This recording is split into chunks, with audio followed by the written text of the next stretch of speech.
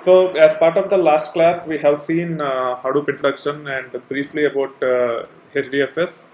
Now we will get into the details. As I have mentioned to you earlier, I will start teaching in question and answer model, so that you will be able to relate easily whenever you prepare watching the videos, or even for the interviews, or even for any other purpose.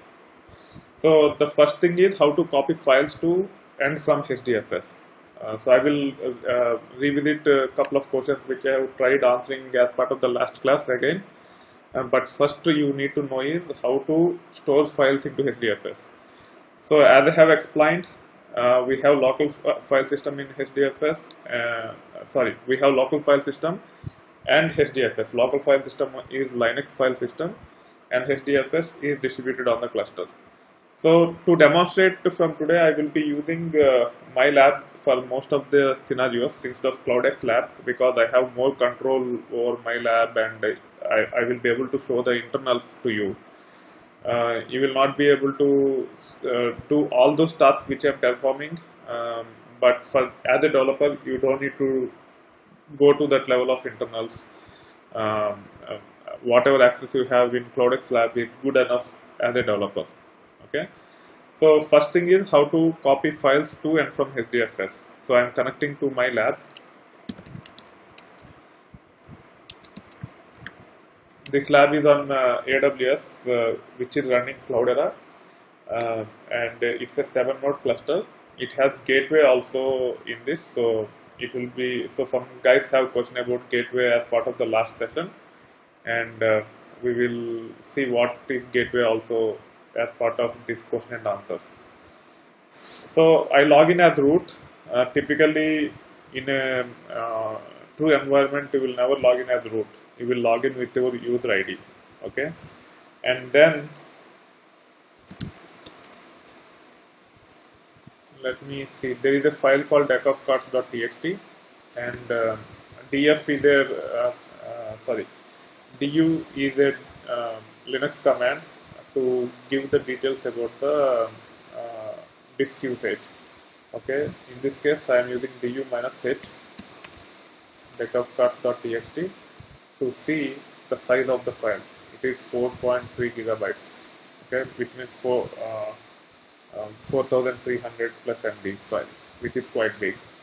Okay, and then to copy the files, first you need to have the directory and you need to have valid permissions. So to in both the source location as well as the target location, and the command we use to copy the file is Hadoop fs -copy from local or put. So we use one of these two commands.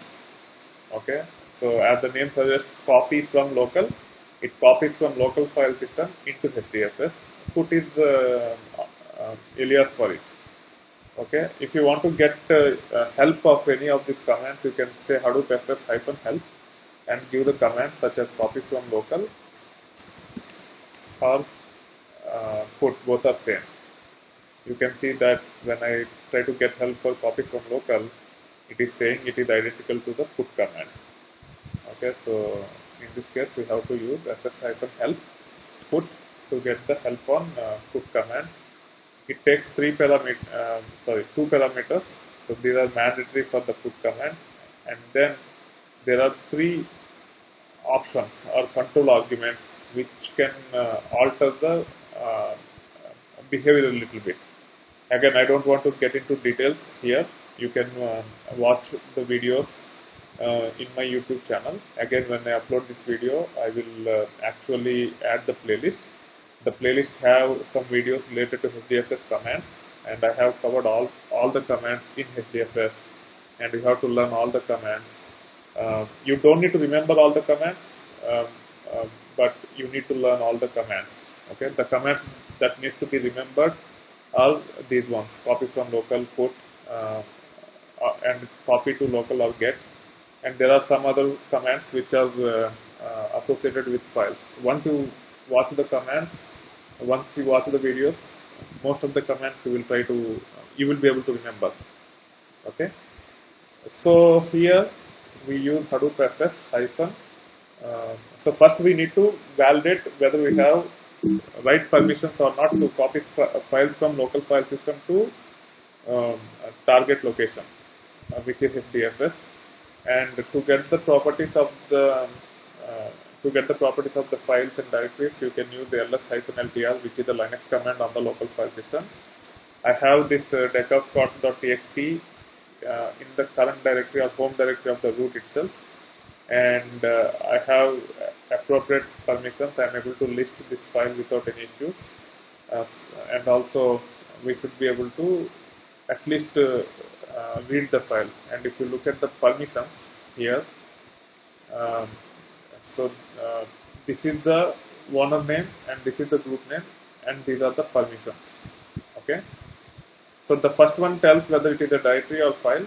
If it is hyphen, it is just a file. If it is D, it is directory, and if it is L, it is a soft link. So there are few other values which can be placed in this first bit. But if it is just hyphen, then the corresponding item is a file. And then after that,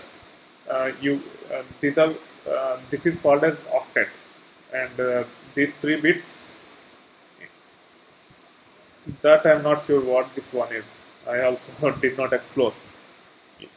Someone have asked the question, what is this one, I guess. Let me read the question properly. What is the number 1 there? Yeah, I am not sure.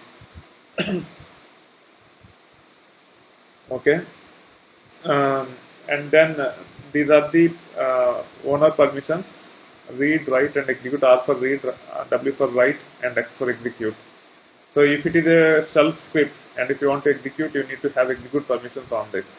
This is just a text file, and we don't execute. We only read or write into a text file. Reading means using commands such as cat or tail to read what is there in the file. Hello? That's fine. R read means to see what is there without editing the file. Write means ability to modify the file. So in this case, the owner root have read and write permissions on the file, which is this one, deck.txt. And then the second one is group. So group is, as the name suggests, there can be multiple users in that group. So whoever is the user in the group except the owner, if the owner is also part of that group, except him, for all others, these permissions apply. So if there are 10 users in the group, which is root here in this case, one of them is owner root himself, and for the other 9 users in that group, these permissions apply. And as it suggests, they have only the read permissions. And for others, anyone other than those 10 users and owner, for all others, we have only read permission. So except owner who is root, any other user in this server, other OS user in this server have only read permissions on this file. So to copy from local file system into HDFS, we just need to read the data. We don't need to modify the file. So it is enough to have read permissions on the file, and it is not just enough to have read permissions on the file. If you have to read files that exist in directory, you need to have the write permissions on the directory also. Sometimes when you run this command, Hadoop FS -put or even regular CP commands, even though there is a read permission for everyone, if the directory which have that file does not have read permission, then you will not be able to read data from there. So make sure not only the files but also its parent directories have the read and execute permissions to read these files. For example, in this case, if I look at the current directory, I am in /root. So this file deck.txt is under the directory called /root. Okay, and if you look at the permissions of the root directory itself, you can see um, root is the owner for this directory, so he has read and execute permissions, so he can go into the directory, and also he can actually uh, uh, um, copy the files or copy the files from one location to this location, or he can even create the files. Here the permissions for root might be a little bit misleading. Root is a super user, so even though the permissions are not explicit here, the root user can still add files to this location. And if you see, there is a dot at end, so which you need to consider this directory as special directory. For all other users, typically they should have the right permissions. For example, there is a user called HDFS, okay, in the same Linux file system, and if you look into PWD, this is the home directory for this HDFS in this machine, and if you look at var lib, and if you look at Hadoop HDFS, you can see the owner have read, write, execute permission. Other users in group Hadoop have read and execute, and all others have read and execute. So only if um, the user who is trying to copy the files have access the necessary permission from the directories, can actually act on the files, otherwise he cannot act.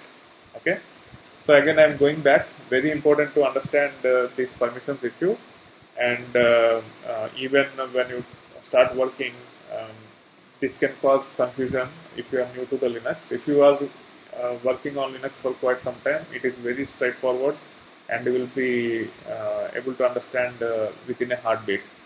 But for non-Linux users, these permissions can be confusing. So make sure you have clarity on the permissions um, while practicing copying the files into HDFS. Okay. So in this case, let's revisit whether we have proper permissions on the file deck of cards.txt for root. Root have permissions to read this file, so we'll be able to copy this one. Now we have to validate the permissions on the target location. Okay, so the location which I want to copy is the user space of root. So for the OS user on this host, I have a user space. So user space needs to have two important properties. Under HDFS location /user. So this /user is HDFS location, not local file system. It's in HDFS. There is a directory called root, and this directory should match the OS user to have user space in HDFS. HDFS is just a file system, it's not an operating system. So you don't find users in HDFS or Hadoop. Okay, you will find, is it for everyone or only for Harish? Can you guys confirm whether others can hear me clearly? Hello? Harish is complaining that voice is breaking down. If others can tell me whether, okay.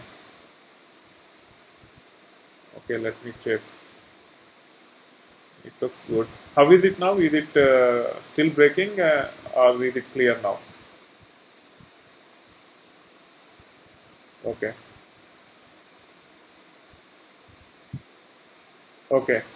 So we will see if it is causing issue. We will try to resolve it, and make sure you dial in using your mobile. If you are in US, dial in using your mobile. Don't hear through your laptop. Okay, that way it will be much clearer. No, this is not free account. So this I'm paying $50 for WebEx. Probably it might be the internet issue. Anyway, so let's go back. What I'm trying to say is, what I'm talking is about the user space. So user space for OS user root, if you want to create a user space, there could be a directory called root_user. Again, this is extensively covered as part of the videos. Once you start watching the videos, you will understand this thing clearly. There are two things which needs to be there to have a user space for a given OS user. User space in HDFS. One is there should be a directory with the same name as OS user, which is this one, under /user. Okay. Once you have the directory with the name with the same name as OS user, you should have the owner also to be owner in HDFS also to be root. So for that you have to run -mkdir command and -chhome command. Again, someone is saying voice is breaking. Okay, I think now it is clear for most of the guys. Okay, so what I am saying is you have to learn -mkdir command to create the directory like this. In lab, you will not be able to do that. You will not be able to create user space for yourself, but you should understand the concept behind it. If you have quick start VM, you can practice. Anyway, creating the user spaces is not the responsibility of the developer, it is the responsibility of the administrator. Okay, so as long as there is a directory with the name of OS user under /user with the owner as root, that means you have the user space. So I have the user space /user/root for my OS user. Hence, I will be using either this path or subdirectory in this path to create this file, to copy this file into HDFS. So Hadoop fs minus copy from local. Let me see if there are any. So -ls is the command to list the files. So /user/root. So there is no directories here. So first I will be creating the directories here. As long as I have write permissions under /user/root for the owner, because I have logged in as the same user as this one. So as long as I have the right permissions for the owner, I will be able to create the directories, files, etc. under /user/root. So in this case, I am creating a directory called cards. Okay, now the cards directory is created. We can see Hadoop fs -ls /user/root. You can see the directory with name cards, and for the owner root we have the right permission. So we have the directory which have the right permissions, and I want to use this location to copy the file. So Hadoop fs -copy from local, and the file name is file name of the local file system is deck_of_cards.txt. Either we can give absolute path or relative path. In this case, I have given the relative path. Relative path means accessing the file from the current location. Okay, as we are in the current directory itself, we don't need to give the full path like this. But it is always good practice to use absolute paths or full paths so that you can script using these commands if you want to automate the process. Okay, so Hadoop fs -copy from local. The full path will be root deck_of_cards.txt.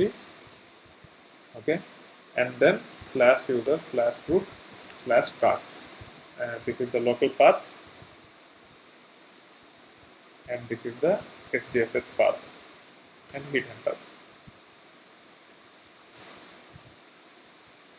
It will take a while because we are trying to copy 4.3 gigabytes of file.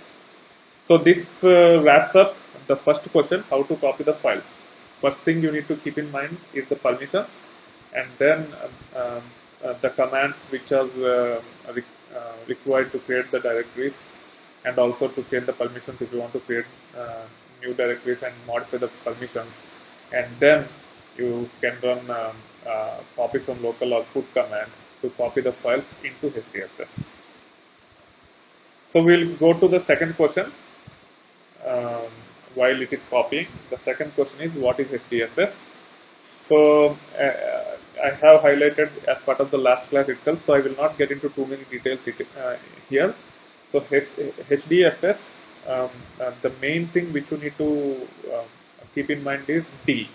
That's what differentiates between the regular file system and HDFS.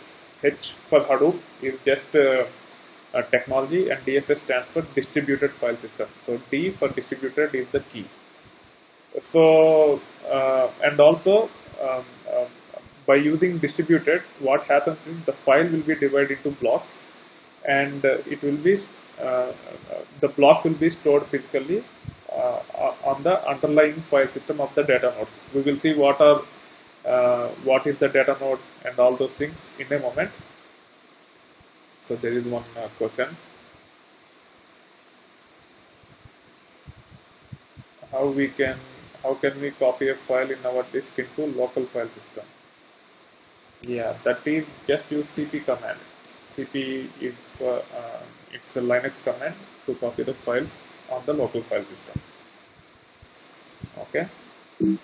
Again, the same permissions and all those things apply even for the local file system. So now the file is copied, but we are talking about HDFS. HDFS stands for Hadoop Distributed File System, which will facilitate you to copy file of any size by implementing the concept of file abstraction. And the way it implements the file abstraction is by distributing the file into multiple blocks, and those blocks will be stored physically. Again, we will revisit this question quite a few times, so I will be moving on to the next question. The next question is, because to get complete understanding about what is HDFS, you have to understand most of these questions. Okay, so we will come back to this question several times before we wrap up all the important questions on HDFS. The next question is, what are HDFS daemons? And you need to understand what is name node, what is secondary name node, or active name node and passive name node. So there are two terms, name node, secondary name node, and active name node and passive name node, which you need to understand, and also the data node. Okay. So for that, I am logging into my cluster, not the lab. The lab is set up using Hortonworks distribution, and I have the lab set up using Cloudera distribution. So I will be showing you in the Cloudera. So there is one more question.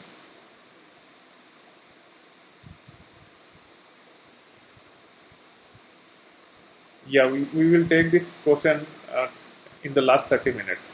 Okay.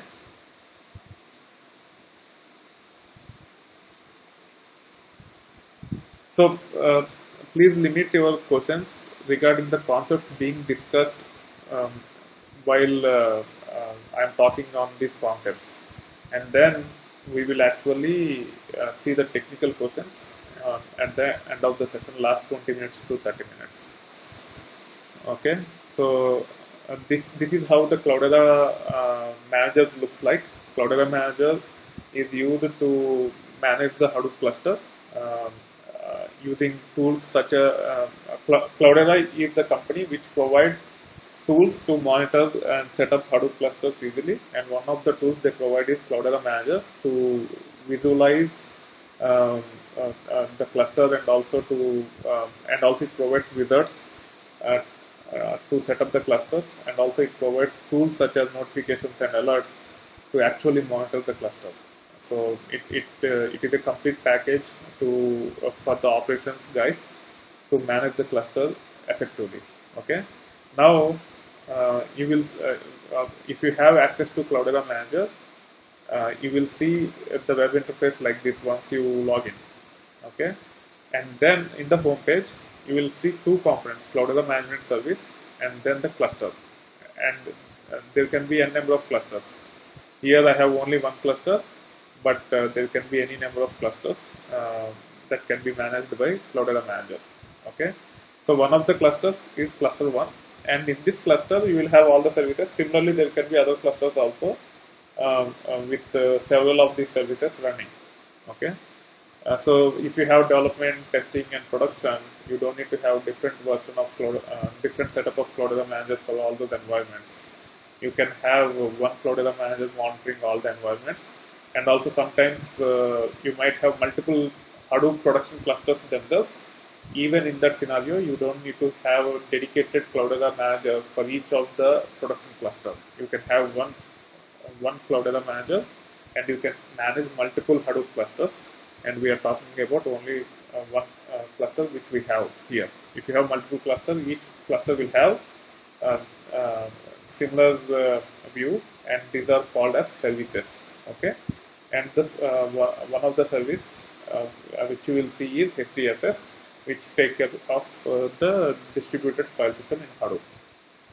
If you click on this and go to the status, so when you click on it, it will you will land in the status page, and also there are different menus here. You can navigate through these things.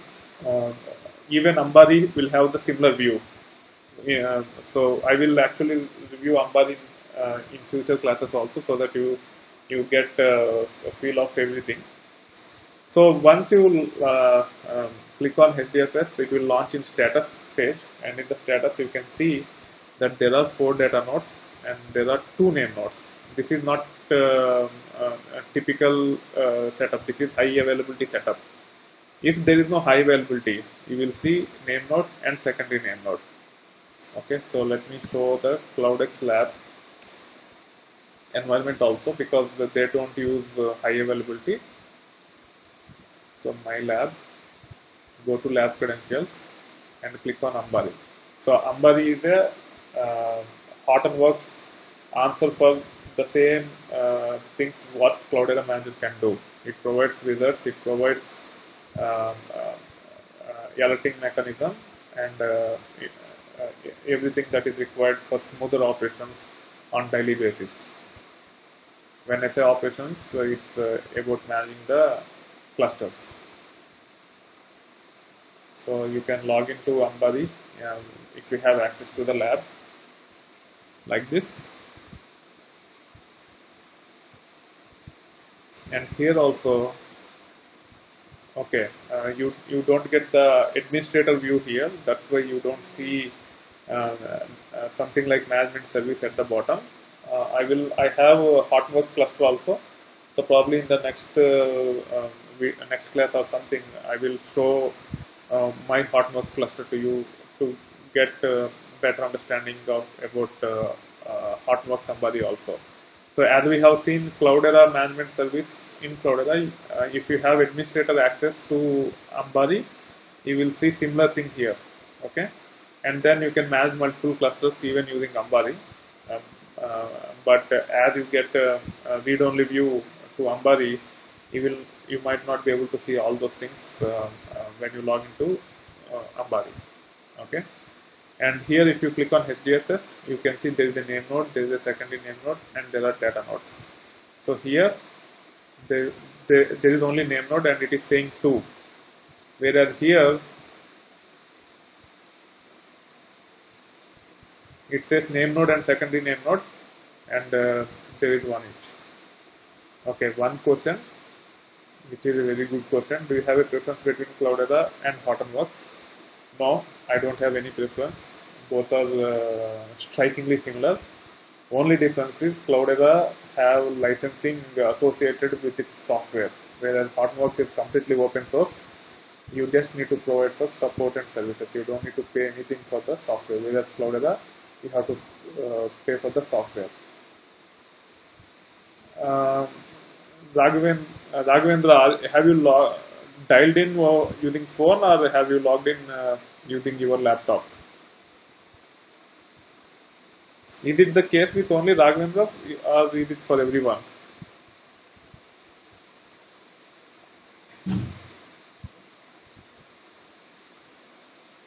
Hello?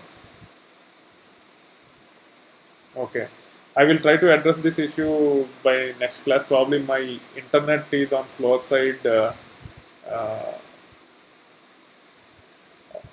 Okay, for Gopi it is good. So I don't know. Probably you might have dialed in using Skype, and probably that might be causing the issue, or it could be the issue with WebEx. I'm not 100% sure. Anyway, you don't worry too much about it. Um, I will upload the video so that you will have better audio, and you can see without any issues as part of the video. I am recording videos using the recorder on my laptop, so you don't see this issue there. No, you don't. That's what. You don't need to worry about which distribution you are using. Okay, I am only showing the distributions for your information. You have to be vendor neutral. Okay, once you understand the core components or core concepts of Hadoop, you can claim the experience in both. Only thing is you should have at least brief understanding about how these two look like. Okay, if you want to explore Cloudera, what you can do is you can just set up Quick Start VM after the class, or even while you are learning these things, and you can practice using the Quick Start VM if you want to explore using Cloudera. Okay. So to answer Brent's question, no, there is no preference for me. I use both randomly to give classes so that people are aware about all the distributions that are around. You have to primarily focus on the core concepts of Hadoop. Okay, so there are two ways which we typically configure HDFS. One is typical, where we have name node and secondary name node, and the other one is high availability, in which case when you go to the status, there is only name node here, there is no secondary name node, and when we click on this one, you can see that one name node is active and one name node is standby. Okay, so in Cloudera I have active passive configuration, and in the CloudX lab they have configured with typical configuration, which have name node and secondary name node. We will talk about name node and secondary name node later. For that you need to understand how the files are stored and all those things. On top of name node, secondary name node, if it is typical configuration, active passive name nodes or active standby name nodes if it is high availability, we have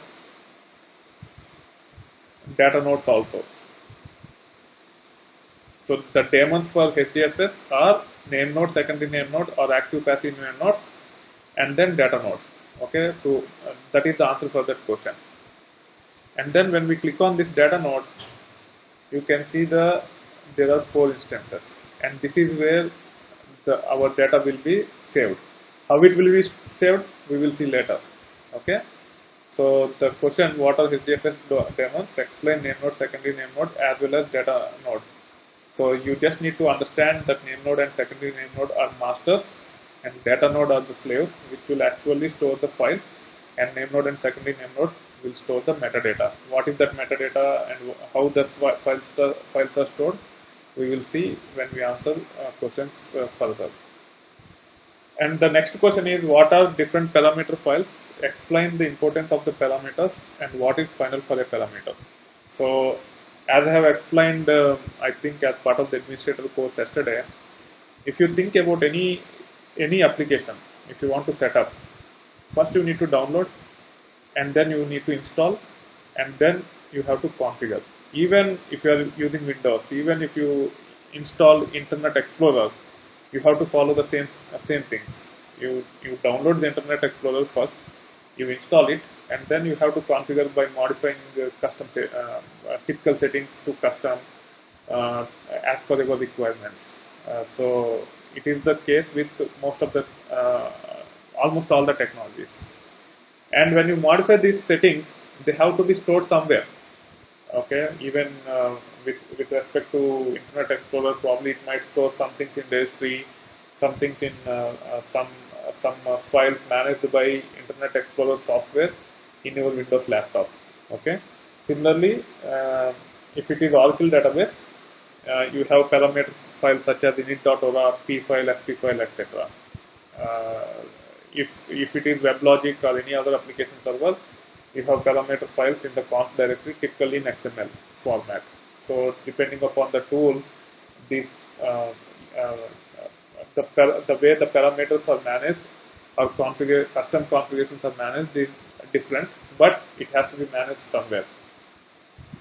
So as a developer, as an administrator, you don't need to worry much about, sorry, as a developer, you don't need to worry much about how to set up the cluster, etc. But you should be aware of the parameter files, because you might have to understand the behavior of the way the programs are running, or the way the cluster is performing when you try to perform certain tasks as a developer. So you don't need to understand how to download and set up the environment, but you need to have knowledge about parameter files so that you can override or you can explore the behavior of your tasks which you are performing on the cluster as a developer. So first we'll understand what are the different parameter files. Before answering that question, first you need to understand where those parameter files will be. So I will show both using the command line as well as the web interface about where these parameter files will be. So the standard location is this one, /etc/Hadoop, okay, and then there will be a directory called conf. Before getting into the details about the parameters, let us understand the relevance of /etc. Okay, /etc is the standard location in Linux for any software to have the custom parameters or parameter files. For any software, it's a standard location. For some things, the location might be a little bit different, but the standard is to have all the properties files for any software that is installed in Linux or Unix under etc. Okay, and for Hadoop or even Hadoop ecosystem, if you type ls-ltr, if you have access to any of the nodes in the cluster, and if you go to etc and if you run ls-ltr, you will see directory for each of the tool in the ecosystem, like Hadoop, Scoop, Hive, etc. So Hadoop covers, there won't be directory called HDFS, it will be Hadoop only, because when you actually set up Hadoop, you will at least set up core components of HDFS and MapReduce. So Hadoop will have all the parameter files related to both HDFS and MapReduce plus ER. So except for Hadoop core components, which is HDFS, ER and MapReduce, for all other technologies, depending upon the technology we have installed, there will be a directory here. For Scoop, you can see a directory here. For Hive, you can see a directory here, and the list goes on. So it's a standard location. That's why I'm emphasizing about it. etc Hadoop, and then if you do ls-ltr, you will see a conf directory. And if you see the conf directory, it is a soft link, and this is the actual location of the files for Cloudera. The reason why they have done is Cloudera uses its own way of dealing with these parameter files. So, and the reason why they have created a soft link here is to adhere to the standard way of managing, having access to the control files for users on the Hadoop cluster. Okay, that's the only reason they have created this. They are actually using custom locations and their custom process to actually manage these parameter files. So cd conf and ls-ltr, you can see that there is a file called coresite.xml file, there is a file called HDFS site.xml. Okay, so these two are the parameter files for HDFS. You need to understand that both are very important. Coresite.xml will have details that are parameters that are relevant for not only HDFS, for other tools also. HDFS.xml file will have parameters that are relevant for HDFS alone. So let's open coresite.xml file first. because that's the only mandatory file. Others are not mandatory. Even HDFS.xml is not mandatory, but it will inherit all the default values if you don't have HDFS.xml file. Here, if you see, for Cloudera, it says auto-generated by Cloudera Manager. So you should never modify these files when the clusters are being managed by the tools such as Cloudera Manager or Ambari. Okay, you should use web interfaces. In the sense, developers should not modify these parameters at all, which are in XML files. It is the responsibility of the administrator. If you want to change at the cluster level, you can only recommend the administrator, and you have to negotiate with the administrator to modify the files. As a developer, even if you have access to these files to update the parameters, you should never do that. It is very, very risky, and it will be very tough to troubleshoot the issues later. Okay, especially this needs to be understood by the OPT students and MS students. These parameter files, the reason why I'm emphasizing that is, lately lot of freshers have gone into admin roles without the experience, and when they go there, they don't know the sensibilities of these things, and they tend to drop tables in production, modify the parameters in production without the knowledge of the impact, etc. So you have to be extremely careful about modifying the parameters in these XML files or any files which will control the behavior of the tool. Okay, so here you can see the most important parameter, fs.defaultfs, which will tell where our name node is. So name node is the master to the cluster. We will revisit these parameters again. For now, just remember that this is the most important parameter, and these are the files, coresite.xml file and HDFS site.xml files actually control the behavior of HDFS. Coresite.xml file will have the parameters that are relevant for multiple tools in the cluster, such as HDFS, YARN, etc.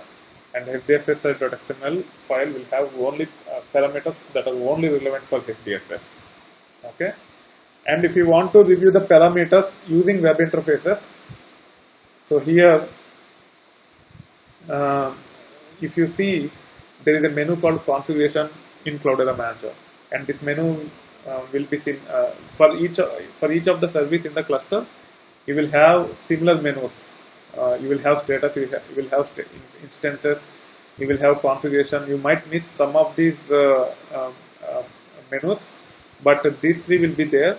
And if there is a web interface associated with a particular service, there will be a menu for web UIs. So the user interface will be similar for most of the services, not only for HDFS. So if you want to review the parameters using Cloudera Manager, if you have access to Cloudera Manager, click on configuration, and here you will get all the parameters related to HDFS.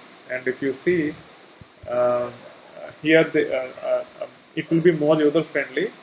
All the values all the parameters you see here are from those two files only, coresite.xml, HDFS.xml, and there are few additional files also like log4j.properties, hadoop So whatever is relevant to customize the environment as an administrator, all those parameters will be rendered here. Okay, so you will see all the parameters here. And for user-friendly purpose, they have categorized into categories and scores. So if you want to see the parameters related to data node, you just click on data node here, and it will list all the parameters here. Okay. For developers, most likely you will not have access to modify or even view in most of the cases. So you don't need to worry much about these things. And even if you have access accidentally, you should not modify any of these parameters using Cloudera Manager or Ambari. Instead, you have to negotiate with the administrators, raise the change request, and make sure the administrators do that, understanding the impact of that parameter. If the administrator does not have the knowledge of it, as a developer, you have to explain him, you have to convince him, and you have to roll it in to the cluster. Similarly, if you go to HDFS, you will see summary, heat maps, and configs. And configs is the section which will take care of the parameters.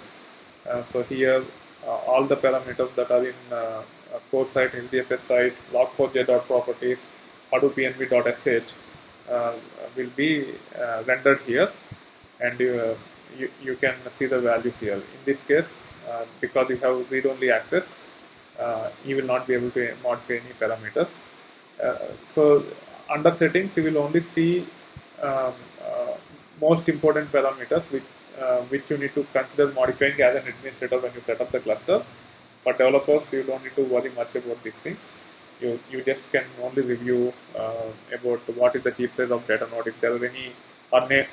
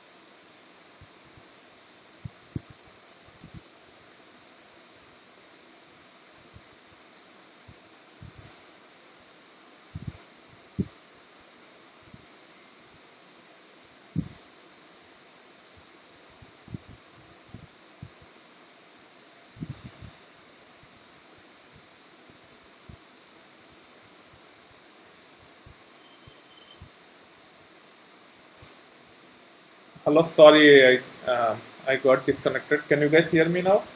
Hello? Okay, yeah, it got disconnected. Now I'm sharing the screen.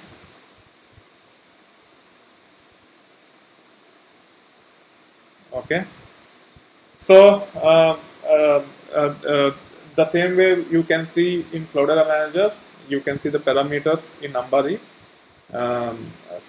And typically on the settings page, you will see the most important parameters such as name node, Java heap size, data node, Java heap size, etc. So if there are any performance issues while copying the files, then you should review these parameters and see whether it can be fine-tuned by playing with these memory settings. Advanced tab will have almost all the other parameters which are not typical parameters that needs to be worded and when we actually set up the cluster. Okay, so this is how you can view the parameters using configuration page in Cloudera Manager and config section in Ambari, and this is how you can view the parameter files using your command line interface. Even for 1 minute.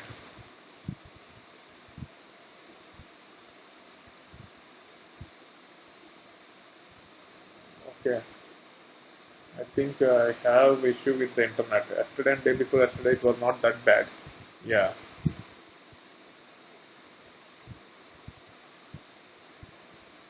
Okay, I will see. Yeah, I think I realized that there could be issue with my internet. Is it clear now, or do you guys still have issues?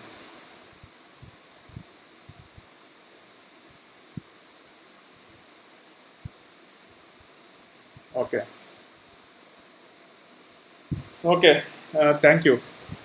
So this is how you can actually view the parameters by using both parameter files as well as the configuration files and configs, and then explain the importance of the parameters. As I have mentioned to you earlier, at runtime we need to override the parameters. For that you need to understand which parameter you should override and why we need to override the parameters to change the behavior.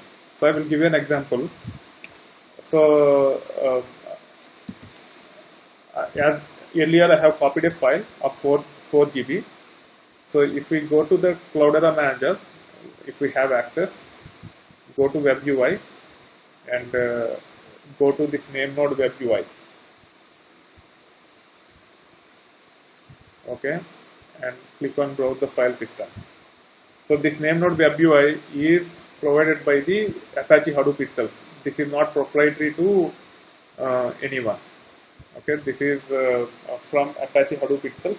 So whether you use Ambari or Cloudera, you will see this web UI.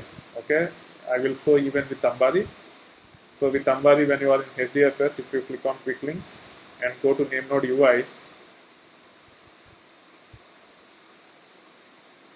someone is not muted. Let me mute. Okay. So when you try to access web UI, I think it is using private IPs internally, so that's why it is not coming up. So let me see. So you have to take care of this also. So when you actually click on name node, so web UI will be running on the name node, and this is the IP address of the name node. So if you are using CloudX Lab, what you have to do is you have to use this IP address, go to lab, and then go to IP mappings. Okay, and here it's 5348. So 5348. So this is the public DNS. So only using public DNSs we will be able to access the host of services.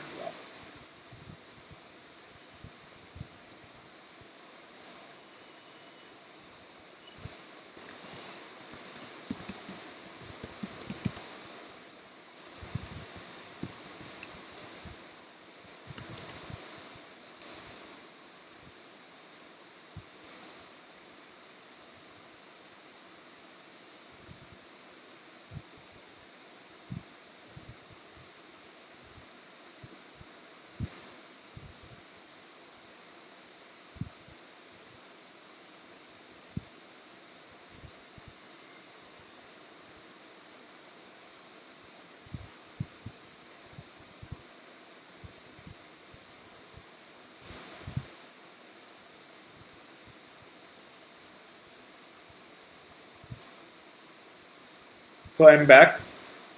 I'm sorry why this internet is bad today. Anyway, I'm actually working to get some office also, so that I can actually go to the office, and I hope the internet will be stable over there. Okay. So what I'm talking is the mapping between the IP address of the name node with the public DNS. So these IP addresses are private IPs. They can be used only to communicate among the nodes in the cluster. It is not exposed to the outside world. So for the outside world, you have to go to the IP mappings if you are using CloudX Lab and use this public domain. This is public domain. So you have to use this one, and here what I have to do is http://a.cloudxlab.com :50070. That is the name node web interface. Okay, I think they have not exposed the name node web interface to you guys. That's why it might not be coming up here. Yeah, it is not working. Okay, I will talk to them and expose that. I have already raised the issue, but I think they have not fixed that, or they have not opened it up. I will tell them. So when you actually open up, you will see the signal window like this.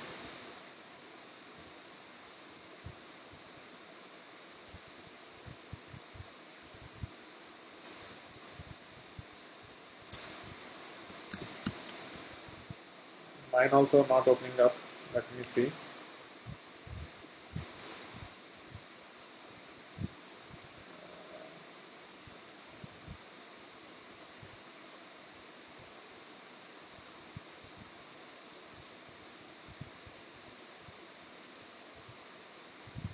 Yeah, now it is coming up.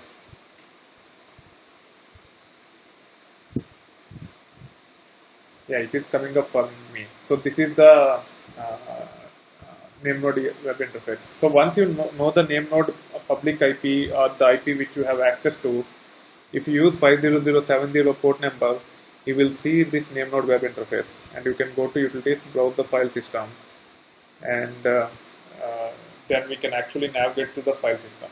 Okay, and the location which we copied file is this one, user root cards. You can see it here. So this is the path. Let me zoom in a little bit so that you can view it better. And here we can see that the file is 4.23 GB, replication factor is 3, and block size is 128 MB. Okay. So now, if we want to change these things, the replication factor or block size for whatever reason, we have to override certain parameters at runtime. So that is the importance of the parameter files. Okay. So here,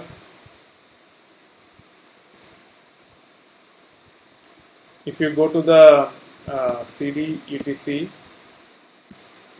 Hadoop conf, and then this block size and replication factor are HDFS related parameters. So we have to run, we have to view HDFS write.xml file. Okay, unless you want to modify the file, never use vi or nano. Just use view so that you can actually read the files in read-only mode. View will open the files in read-only mode. This is very important thing as a developer or an administrator. You should never open files unnecessarily in writable mode, especially on the production clusters, because you can make some accidents and it can cause serious issues to the environment. So always open the files that are not open for modifying purposes in read-only mode. Okay. So in this, you can search for replication or block size. So bff.replication is the parameter which controls the replication factor. Here it is 3 and the block size is 128 MB. And you can see the replication factor 3 here, block size 128 MB for this file, which we copied with the default settings which are inherited from the parameter files. Now if you want to modify these things, you should be able to do it at the runtime. Okay, even though you don't want to, you are not supposed to change the actual settings in the parameter files as a developer, but you should be able to modify these settings at runtime. Okay, and the way you can do it,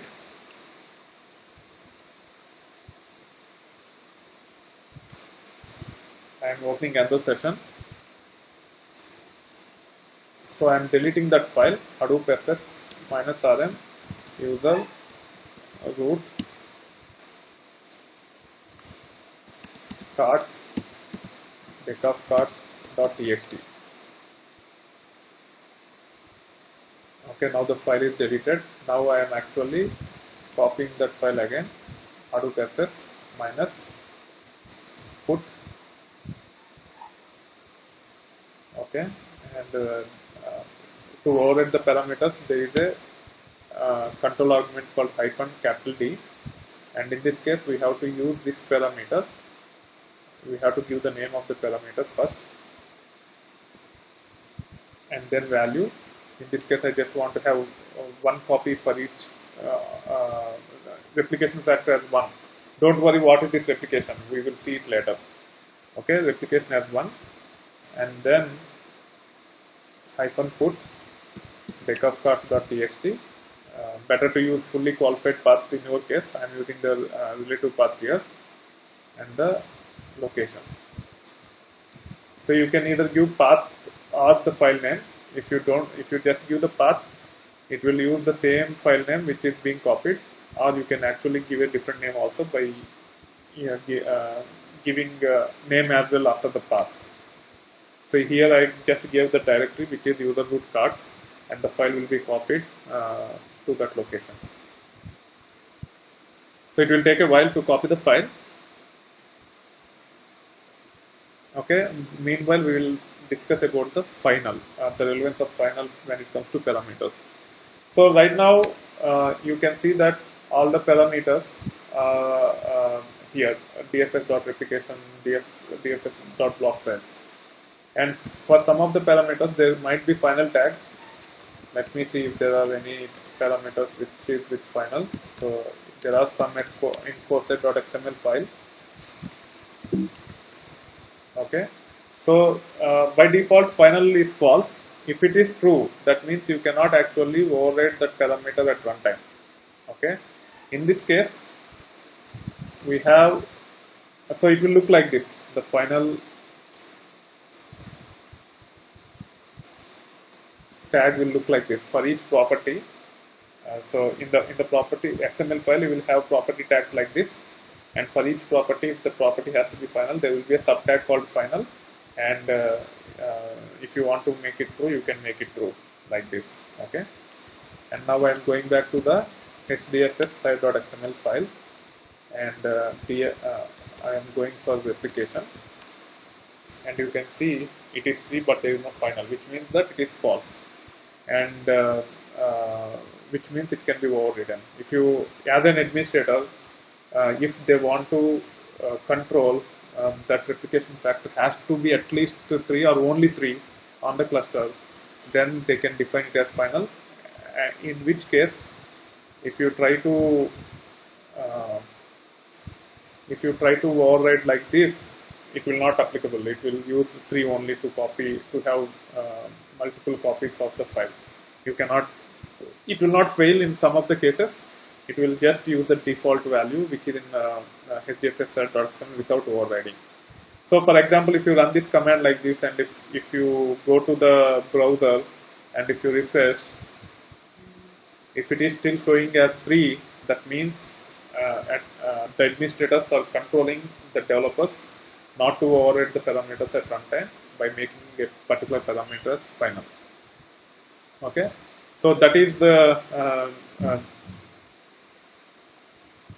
I will come to block size in a moment. We haven't discussed about block size yet.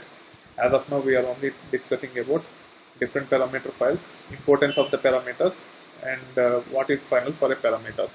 So slowly you will get knowledge about important parameters such as parameter name, block size, replication factor, and also there are a bunch of parameters which you need to understand while running the MapReduce programs. So I will answer one more question. We will talk about the replication also later. Yeah, this is a good question. What is -d here? So -d is the way to override the parameters at runtime. It is a control argument. After -d without any space, -D without any space, you have to give the parameter name equal to value which you want to override at runtime. You can add as many -ds and as many parameters like this. If you have too many parameters that needs to be modified, then what you can do is you can create a another parameter file such as this one, override_const.xml, and you can have multiple parameters in the same XML syntax, as many parameters as you want, and those will be that can be passed as Hadoop fs-conf, give the configuration file, and all the parameters that are specified in that configuration file will override the defaults which are defined in the core site and the HDFS site.xml files. Okay, so -D and -conf are the control arguments to customize the parameters or to override the parameters at runtime. Yeah, the file itself is deleted. If you follow what I have done, first I have deleted the file, which means the file is completely gone, and then I have copied with replication as 1. There is a way to modify the replication for the existing file also, where the other copies will be deleted. We will talk about that later. If you go to the questions, there is a question about what is fault tolerance and what is the role of replication factor. So I will talk in detail at that time. In the the answer, the main aim for this question is to understand the location of the parameter files, the different parameter files, core site.xml and HDFS site.xml, importance of the parameter files, the importance of the parameters. The parameters actually control the runtime behavior of your cluster, and if you want to override these things, you have to use -D or -conf to provide overriding values of the existing parameters, and then you have to use final means if there is a final for any given parameter, whatever you are trying to do using -D or -conf will not be in effect. So you need to only focus on those things. So another question.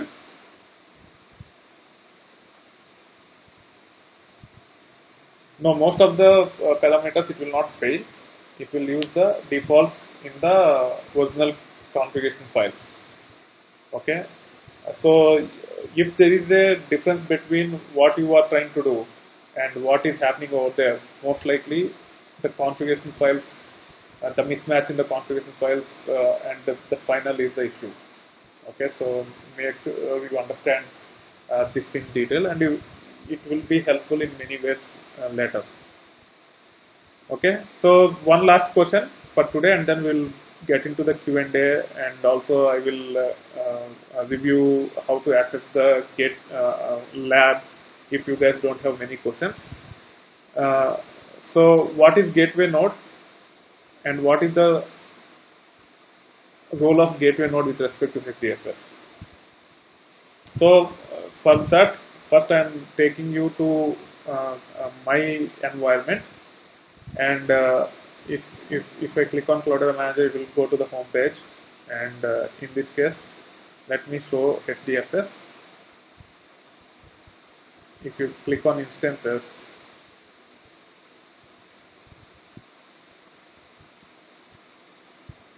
there is no gateway here. So what will happen is when I try to actually copy files from 242. So right now I have logged into 242. Okay, there is nothing running on 242, but still we want to use 242 as a node to copy the files. Okay, so we can actually configure it as a gateway. If you are using Cloud Manager, if you are an administrator, you will do this. Click on the add role instances, select the hosts for gateway, and once you specify it as gateway and hit continue,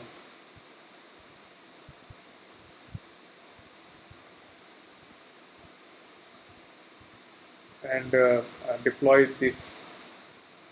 Actually, it will take time to explain gateway, so let's go on to the Q&A for today. I will explain gateway as part of the next class. Okay, I need to do whiteboarding and explain quite a bit in detail. Gateway is also very, very important concept which you need to understand. And before getting into the Q&A, I want to show one more thing, that when you click on this HDFS service,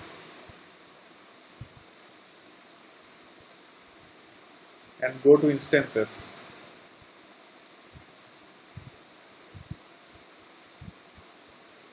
so most of these things are green except for the gateway and balancer, which are in gray. Okay, others are in green. Green means healthy, and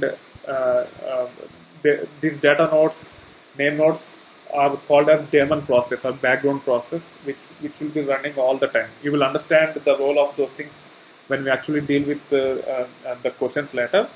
But you need to understand why there is a green here and the state is started. But the ones which are in gray, the state is not available. So things like data node, name node, etc. are nothing but daemon process running on these nodes. Okay, and there can be other colors also for this.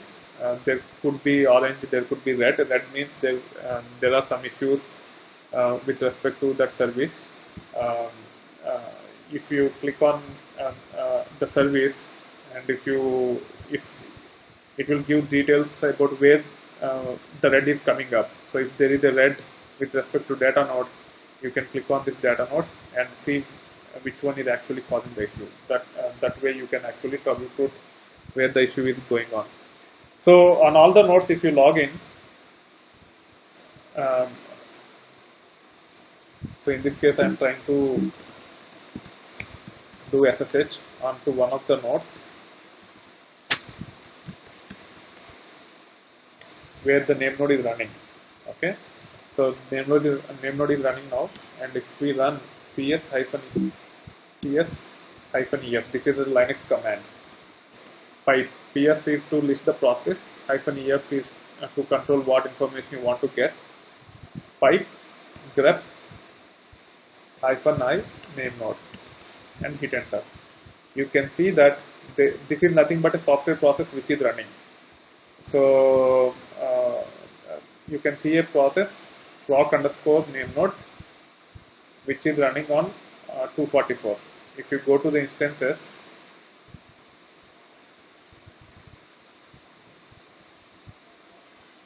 status instances, you can see that on 244, let me sort it by the host. On 244,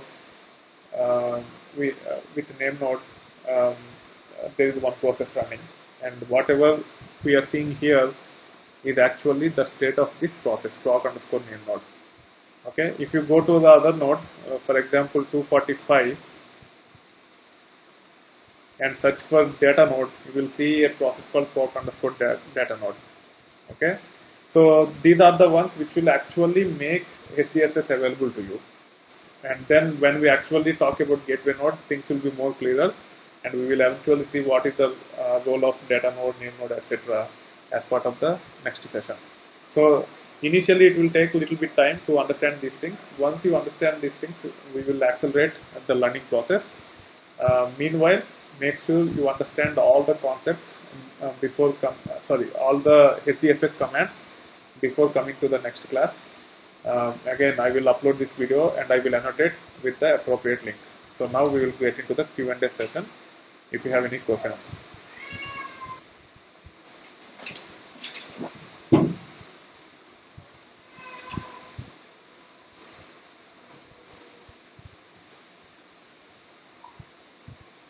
Yeah, those are the expectations. You need to be familiar with Hadoop commands. Linux commands are not that important, but yeah, Linux commands you have. Hadoop or HDFS commands are very important. Mapper, I have not done it. It will be similar to what I have shown in for Cloudera and Hortonworks, but there will be some differences. So I have not done Mapper yet. If you want to set up using Cloudera or Hortonworks, I can take care of it. Yeah, so I will explain how you can actually access the content on my YouTube channel, because a lot of guys are asking questions with respect to that. So go to my channel. Means in your case, what you will see, what you have to do is log into YouTube, search for ITversity, and it will take you to this channel.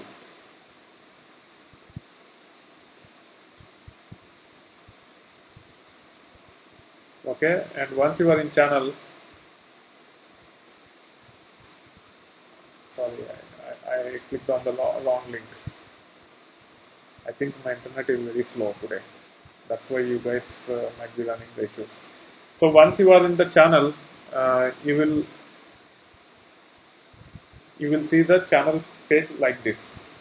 Okay, and for the content related to our sessions, there is a playlist called ITversity Hadoop and Spark Developer Training. Okay, if you go to the playlist, or you can search here for ITversity, and it will give the, I think ITversity is too generic here, ITversity private.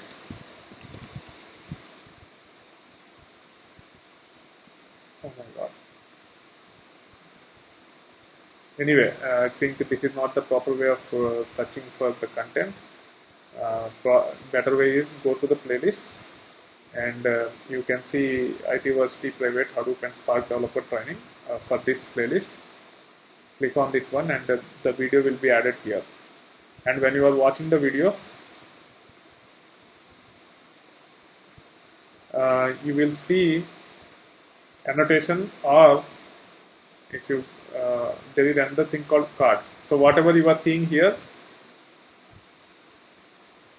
is annotation. Okay, so either I will create an annotation or I will create a card.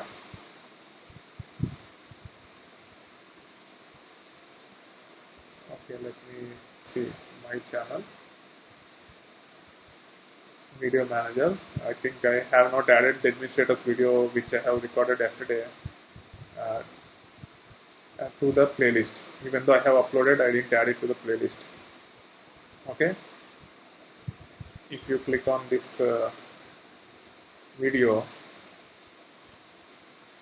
so there are many questions. I will come back to you one at a time. Be patient with me. You can see an icon here with type. It is called as cards. The reason why I am going to create cards is it will not be distracting to you at the bottom. So you can click on this and you will see the videos which you need to watch for that session. Okay. So this is how you can navigate. And also to set up the cluster, if you are interested in setting up the cluster for yourself, if you have good desktop or laptop, what you have to do is you can go to the playlist, or you can go to my YouTube page. Sorry, I think internet is a little bit slower side, so it is taking a little while to render these pages. So there is a section called Hadoop administration. If you go to my channel page, there is a section called Hadoop administration. There is a playlist to set up Hortonworks on AWS, Hortonworks on virtual machines, for which you need to have 16 GB laptop, and also Cloudera on VMs and Cloudera on AWS. All those things are already available in my channel. So you can watch those things and you can actually start setting up the cluster. Okay. So this is how you can access the content. Anyone can subscribe to my channel. So when you search for my channel, you will see the subscribe page here. Just click on that and you will, you don't need even to subscribe to watch the content, but if you subscribe whenever I add videos, you will get the updates. So that is how you can access the YouTube videos. Okay, I will not be sending the links. You just go to the channel and try to navigate through it. That way you will be able to get the information going forward. Next question by Shanki. I have installed Quick Start VM via Docker on Ubuntu. The only issue I am facing that I cannot see Cloudera Manager web interface. How to enable it? So I will work with you. Give me a call today, daytime, and I will help you about resolving that issue. Probably you might have to open up the port or something. Next one is, in this course you also covered full Spark with Python and Scala. Not full Spark. Spark is very vast, but I will be covering core Spark. So the main concepts of Spark, and it's quite extensive material. It will take almost 3 weeks to cover Spark itself. So using both Scala and Python, I will cover. And the next question from Madhu Raulapati is, I have started following the Hive tutorial in your channel. How can I use your datasets in my terminal? So you can go to my GitHub account. There is a repository called data.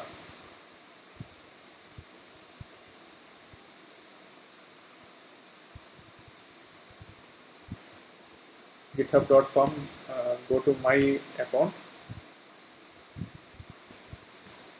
and you will see a repository called data. Okay, just download this one.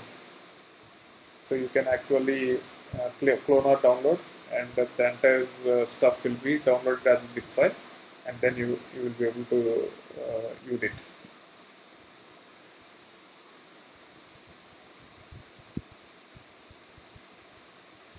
Yeah, you can use the datasets, there are no issues with it.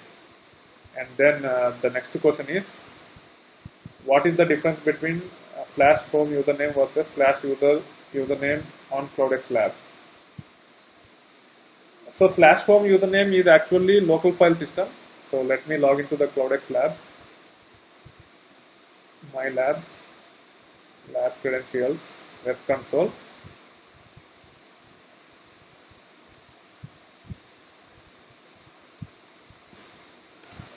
Enter. And then I have to copy the password, paste it here. So now we are in the CloudX Lab, and if you type pwd, it will be /home /myid. This is the home directory in the local file system of this host IP 172.31.38.193.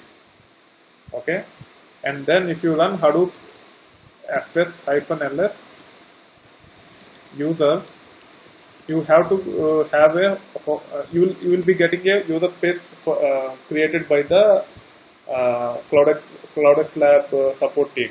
You will see a directory like this. So /user training 8634 or whatever user you are will be HDFS user space. So if you have to copy the files, you have to copy to this location in HDFS. You should not copy to anywhere else in HDFS. Okay, now if I run this command, you can see that there are files which are copied by me. Okay, and make sure you don't copy larger than a few hundreds of megabytes. Don't copy files which are in gigabytes, because there is a limited space on the cluster and you will unnecessarily run into issues, and also you will cause issues to others.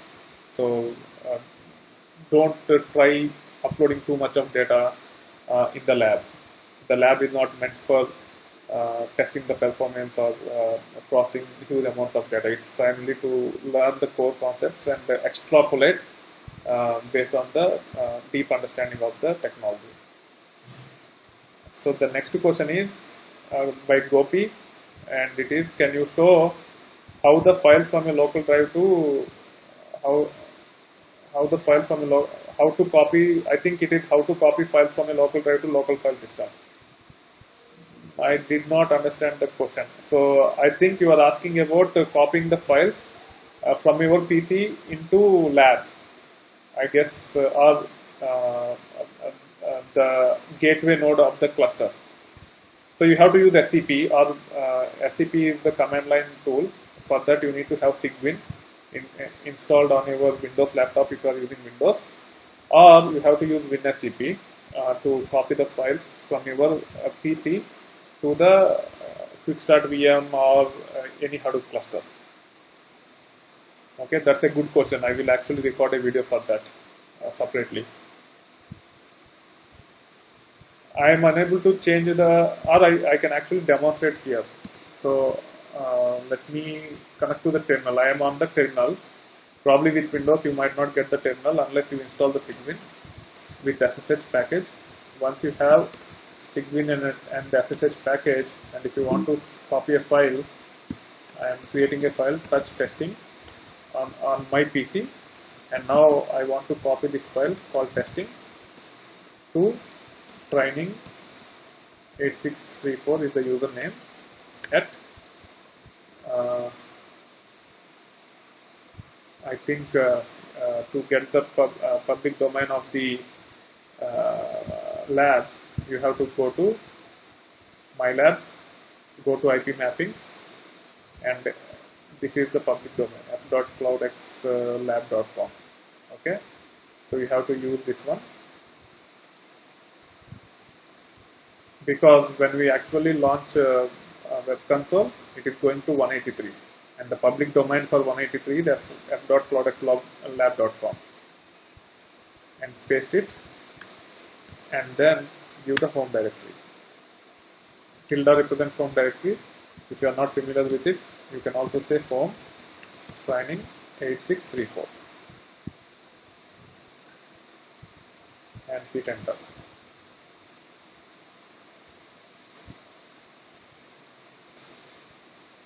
So now the file is being copied. I think it will take time. For you, it will prompt the username and password. For me, I have enabled passwordless login. That's why it didn't prompt for the password. In your case, you will be giving the username at the hostname colon the location and location on the server to which you want to copy, and it will prompt you for the password. You have to enter the password and the file will be copied. Now if I do SSH training 8634 at f.cloudxlab.com, I'll be logging on to the host now using my terminal. So I will highly recommend to set up Cygwin and SSH packages on Cygwin on Windows, so that you can actually have similar environment on your Windows laptop also. And then now if I do ls-ltr, the file testing is copied here. So this is how you copy the files. Okay, so the next question from Pramod: I am unable to change the group of a file using ch1 while running the user as HDFS. It is asking the password after that the following error is being thrown. Username is not in the sudo file. This incident will be reported. So you might be trying in the CloudX lab. As I mentioned to you earlier, CloudX lab will not facilitate you to do so. So you cannot actually do it. Typically, changing groups and changing owners are done by administrators alone. As a developer, you will not be able to do so. So don't worry if it fails. You can just ignore. It can be a valid question in the interview also. So you know how to answer that question now. The administrators will take care of changing the groups or owners. Developers should not do that.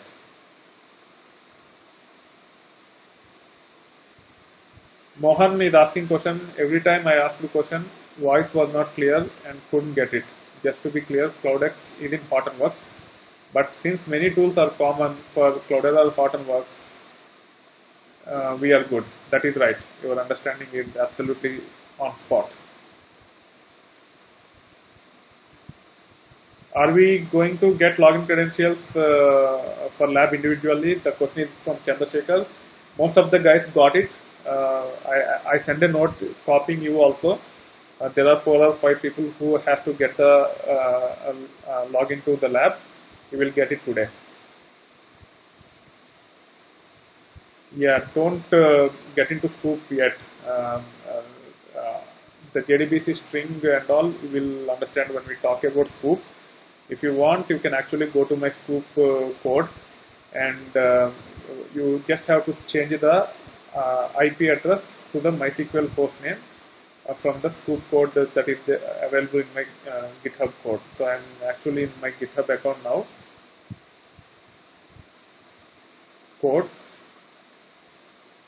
Hadoop, okay, and EDW.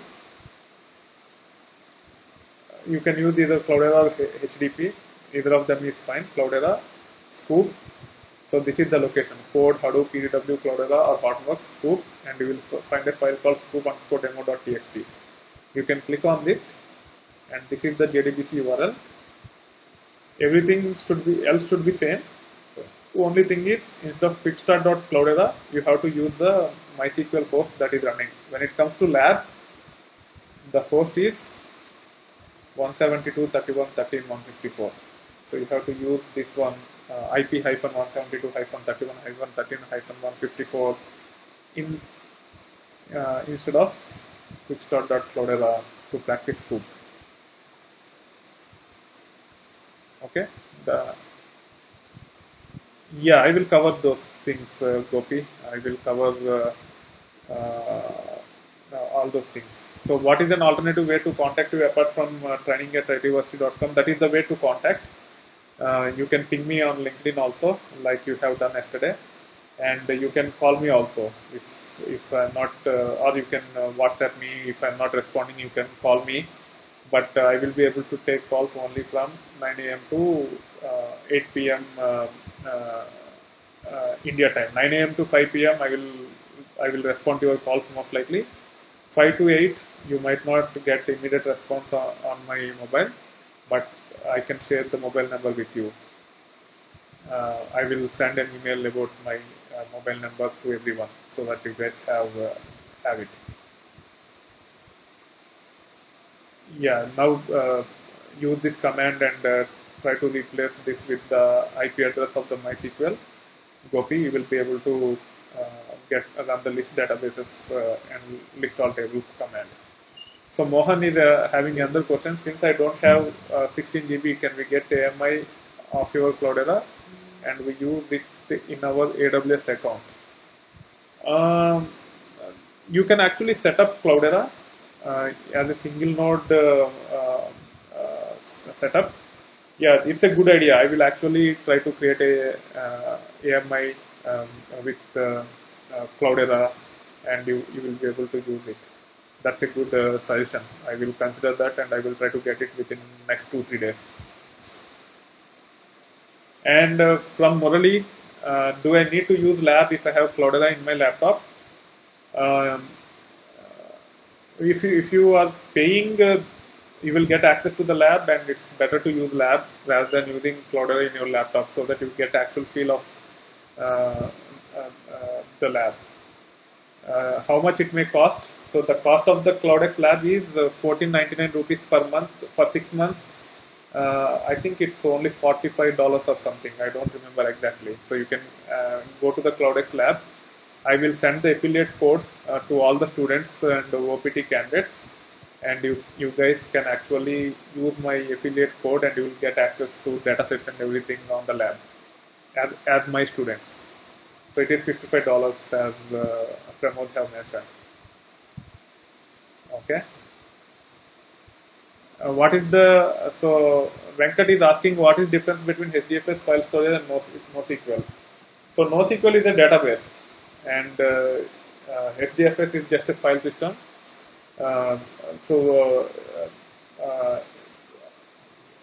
Tools such as HBase, which is a NoSQL database, uses HDFS as underlying distributed file system.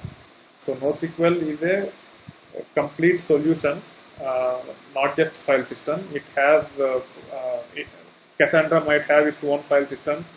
HBase will uses HDFS itself as file system. MongoDB has its own file system. Whereas HBase or Cassandra or MongoDB are much more than just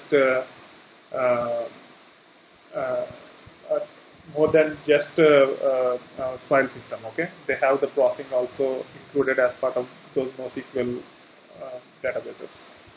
I will not be covering NoSQL in this course. Gopi is asking, will you be covering? So I will take 3 more questions. So don't type any more questions because we are already have more questions. So don't ask any more questions as of now. So Gopi is asking, will you be covering NoSQL concepts in the course? The answer is no, I will not be covering. Balram is asking, am I missing something? Where are the questions that are not posted on the WebEx chat being posted to? So everyone is pinging me privately. That's why I'm reading out those questions. I have recommended to post the questions changing to everyone, but most of the guys are actually asking questions privately. So make sure you ask questions so that everyone can see the questions going forward. Raghavendra is asking, is it not free? Who pays $200? It is free for the people who are paying. For those MS guys and the OPT guys, it is not, and they have to pay for it. If you did not get the account details, Raghavendra, you will get it today. I have already placed a request for you. If not, you can follow up with me, and I will make sure you get access. Okay, then you don't need to pay anything. Mohan is asking the question, if we use your AMI in AWS, how much it may cost? First I will set up the environment using AWS, a single node cluster, and then I will record a video highlighting the cost aspects and everything. Okay, it will be typically, I think, $1, $1.50 to $2 per hour, as long as it is up and running. Once you stop it, you will not be charged for that much every hour. There will be fixed cost and variable cost which you need to understand, and I will highlight all those details after creating the AMI image, how to deploy it, and what is the cost involved with it. Okay, and the next question is Chandrasekhar is asking, are these three files only editable by administrator? Core site, Hadoop site, Hadoop AMV.sh. Yes, only administrators are supposed to touch the configurations, not the developers. And even administrators should not touch these files directly. They have to use the distributions such as Cloudera or Cottonworks. Okay. What is the duration of the course? It is 6 weeks, so it will be done by mostly July 30th. It might extend a little bit further, but not more than a week. The reason it could extend is because as I am doing this model for the first time, there can be some hiccups, and especially with internet and power being unstable in India, there might be some things which I have to re-explain. Okay, so I can take 2 more questions and then we will wrap up. Utkarsh, for students, no, you have to sign up using my affiliate code. Utkarsh is asking, can I have access to the lab? No, the answer is no. You have to pay for it, and I will send the affiliate code to you. You have to sign up with that affiliate code so that you can access the lab as my student and have access to the data sets and everything. So I can take 1 more question.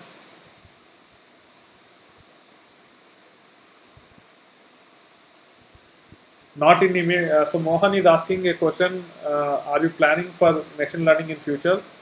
Not anytime in near future, because I am not a data science guy. I am more of a technology guy. So I will not be covering machine learning anytime in future. I have my priorities are a little bit different. I want to be more of a technology evangelist than getting into data science aspects of it. So Peraju is notifying everyone, or Raj is notifying everyone, that he will send email about the payment today. There are certain issues for few people to perform online transfer. So Raj will work with you guys. Okay. Okay then, thank you very much for attending the session. You will see this video in YouTube within next 2-3 hours in the playlist. And I will also add cards to highlight what are the videos you should watch for the next session. Okay, thank you, bye.